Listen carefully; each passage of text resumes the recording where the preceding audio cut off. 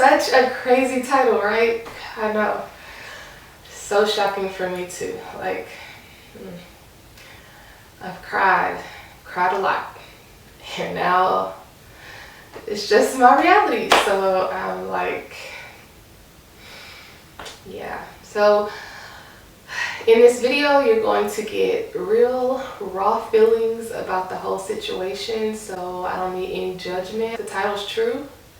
I can't believe it. The last time I was in this situation was 10 years ago because my child is 9.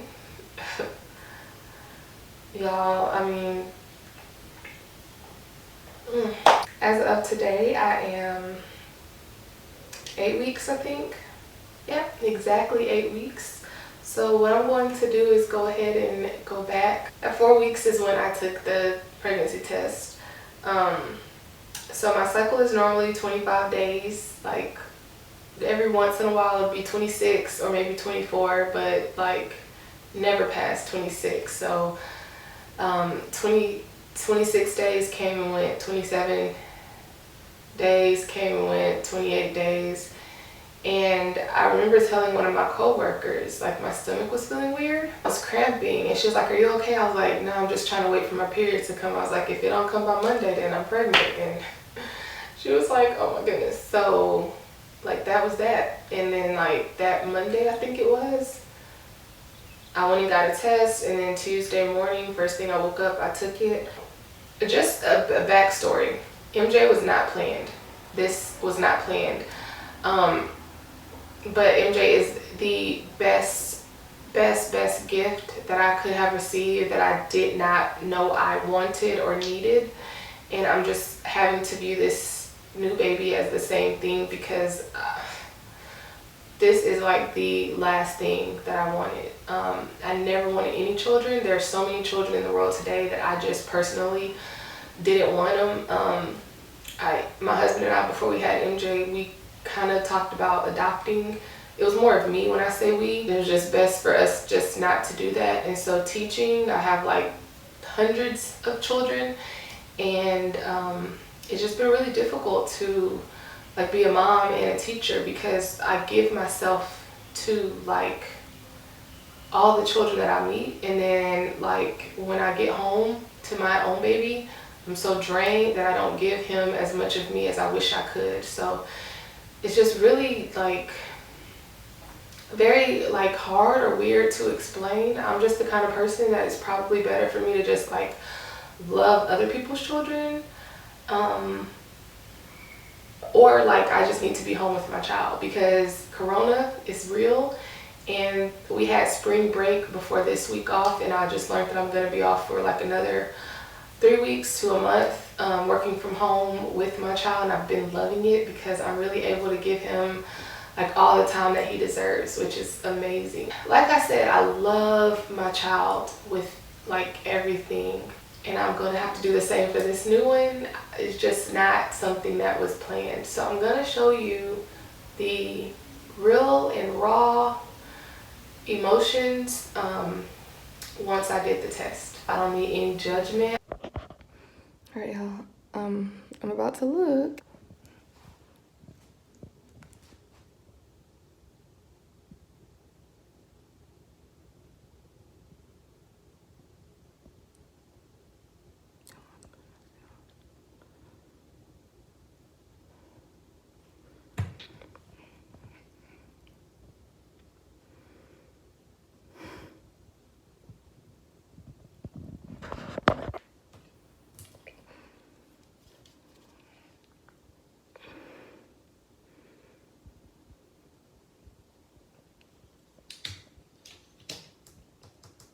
That's pretty much all that happened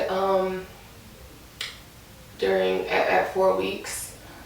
I did let my husband know. Like I think I took the test like Tuesday, and I think I waited until like maybe that Friday or Saturday to tell him, and he was just as shocked, like even more shocked. So we're going to need a whole bunch of help from our friends and things like that to just encourage us. And I found out that so many of my friends, I haven't told anyone yet, but of course when you see the video then I will have already told y'all and my family, but at this point I haven't told anyone, not even MJ. Just my husband and I know, and like so many of my friends are like a month or so ahead of me, and they've been telling people, and I've been so like extremely excited for them. And it's like I don't have that same feeling for myself, so I'm gonna get there though. I'm going to get there. At 5 weeks I was noticing pulling down in that area, like I don't know, weird pulling sensation, like as if muscles were pulling or stretching. It's really weird. I don't remember feeling that, but that's something. I've been very tired, and I've also been going to the bathroom like crazy. Like I use the restroom already like a lot, so like there's been a lot.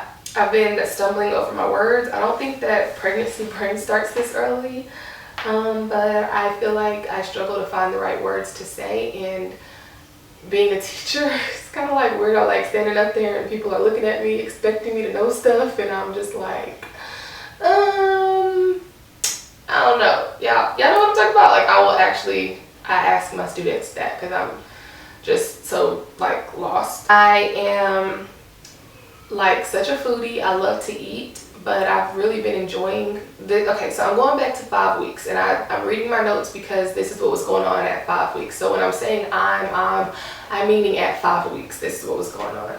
I was enjoying like the different tastes of different foods. And so like one day I made macaroni and cheese for MJ. The next day, like I sauteed chicken to make chicken Alfredo.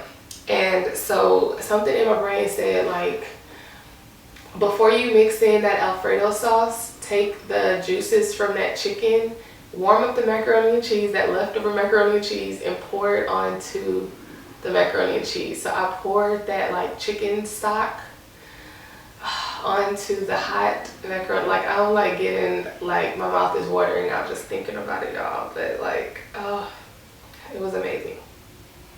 It was like the best thing I have ever eaten before. So I had never done that before, but that was really good. My breasts have been sore, and I had a pudge. So before I turned 33, my stomach was flat. Like I normally had like a six-pack. Like in my 20s I had a six-pack. Early like 30, 31 I still was like good. I used to work out a few times a week back in the day, but then life happened, and y'all, 33, my like womanly body seemed to show up. Like I started getting curves everywhere, and not like everywhere. And it's been amazing to like actually look like a woman and not a little girl. But something that I could not get rid of was a pudge, like my stomach. And it's my fault because like sit-ups, crunches, I used to do them all the time, and then I stopped. So I had a pudge. It's kind of bad when you start off with a pudge and then you're expected to gain weight in that area. So that's been my issue. So I don't know if I have a pudge or if it's just bloating or if it's just my stomach that doesn't like me. But I have a pudge. I really want to work on my abs, but you know, I know that's not good to do. But so anyways, coffee and me, like we used to be best friends, but coffee was like my ace boon coon. Like I would have to have a cup of coffee. Like out of 7 days, at least 5 of them, if not 7, 5 to 7 days I was drinking coffee. I'd either make it at home or go to Starbucks. I ordered like a grande, and I get a grande mocha, cafe mocha. And you know, usually if you are like a coffee lover like I am, that first sip you take is like, oh, it's so amazing. Like it's like so hot. Like it's just amazing. Okay, that didn't happen to me when I like got coffee. And then it would take me all day to drink the coffee. Like I would have to warm it up like a couple times at work. And so I'm just like, okay, what's going on? So I tried to get another one like a couple days later. It took a long time to drink it. And so then like now I just don't even get it, because it's just like, why? Like it doesn't, coffee just is not my friend anymore, and I feel so bad saying that. I'm usually regular, but like now I'm very, very regular. So like every time I eat, I go. During that first, like the 5th and 6th week, I was I did really good at exercising. I was watching Amy's, like Body Fit by Amy, I think that's what she's called. She works out, but then like she also does like pregnancy workout videos. So I was following along with her for those couple of weeks, and I just fell off. Like with being at home, I should be able to work out more, but it's just been a struggle. I sleep with the fan. I've always slept with the fan, but now like during that 5th week, I was having night sweats. So I was waking up in the middle of the night like drenched and have to change clothes. So, and then like I have to take a shower and all that stuff. So just really having night sweats. And I really struggled to get through that week, the weeks before spring break, because I didn't really want to be anywhere. I just wanted to be at home. My 6th week, I was still tired. I was having headaches and chest pain. So different than heartburn, not heartburn, but like chest pain on my right side. So my heart's over here, and I was having chest pain over here. And when I was pregnant with MJ, and then after he was born, I used to get a lot of chest pain that would like stop me in my tracks. Like I remember walking down the street with one of my friends, pushing MJ in the stroller, and like having to like stop in my tracks, and I scared my friend. She was like really scared for me, and I was like, no, it's okay. I just have to take a deep breath and it'll get better. So we just paused, and like I would take a deep breath and like feel kind of like a little pop. So I've been eating a lot of cereal lately. I know I ate a lot of cereal when I was pregnant with MJ. For the past couple of years, I haven't really liked cereal and milk. Like I used to like eat cereal all the time for every meal, for snacks and all that stuff. But like recently I'll like fix a bowl, and then I'll start taking a few bites, and then the milk will be gross and all that. But like at 6 weeks, I started like getting cereal. I have a very heightened sense of smell.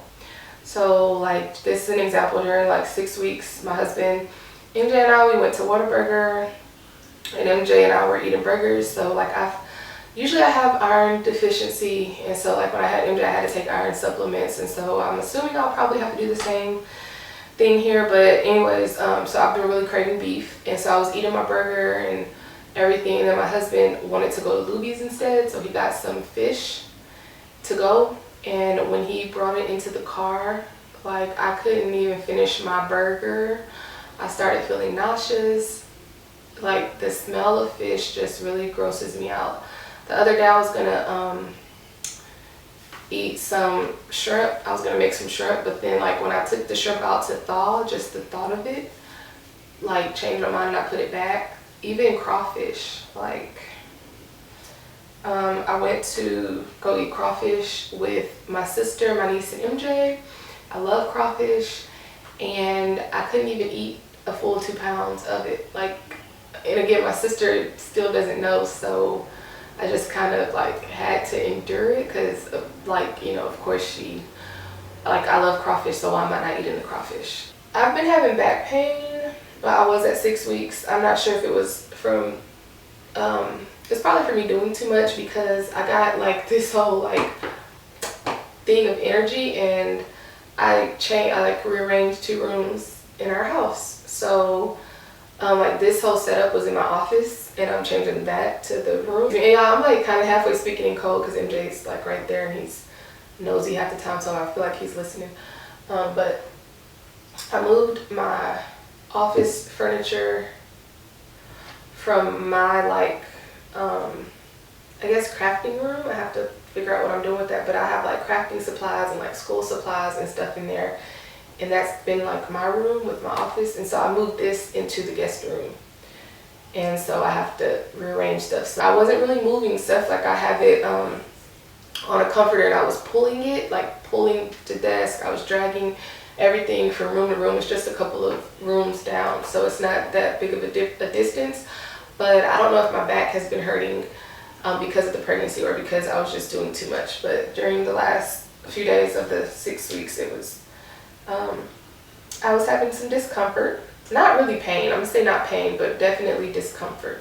But I used a heating pad, and so I was fine. I soaked in the tub, and so I was fine. Moving into 7 weeks, the biggest thing that I noticed in the 7th week was a decrease in appetite. Like, I'll fix a plate of food, it'll be a regular size plate of food that I normally eat, but I like have to take breaks and take deep breaths in eating it just to make it through the whole plate.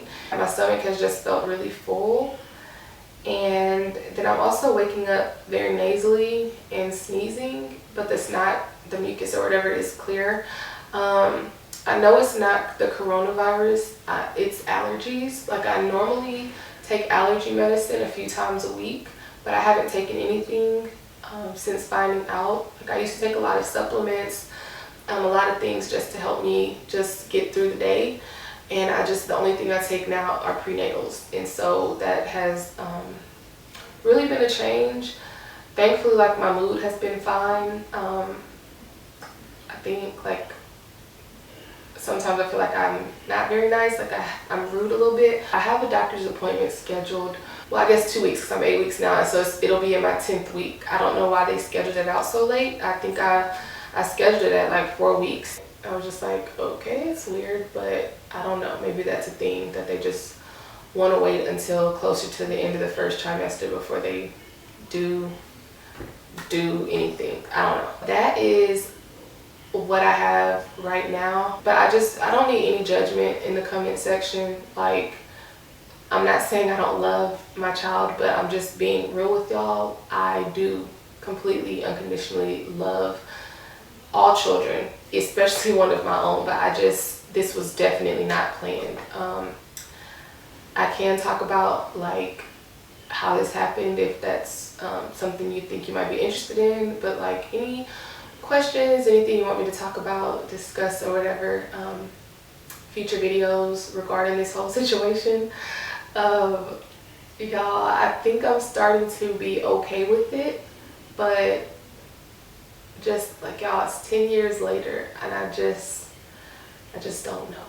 I do wholeheartedly believe that children are blessings from our Heavenly Father, so I'm very happy. I feel privileged that I'm able to, be used in this way, and this world is just hard, and I just only want the best for my children, so I really did not want to put another baby in this world that we're living in. So that's really why it's just not the right time. I just want my baby to be born in better conditions than what we're in right now. So anyways, y'all, thank y'all so much for watching. I guess y'all will be on this journey with me, and I'm thinking that I might have to change my name because I'm no longer just MJ's mommy. But yeah, thank y'all so much for watching, and I will talk to y'all soon. Bye.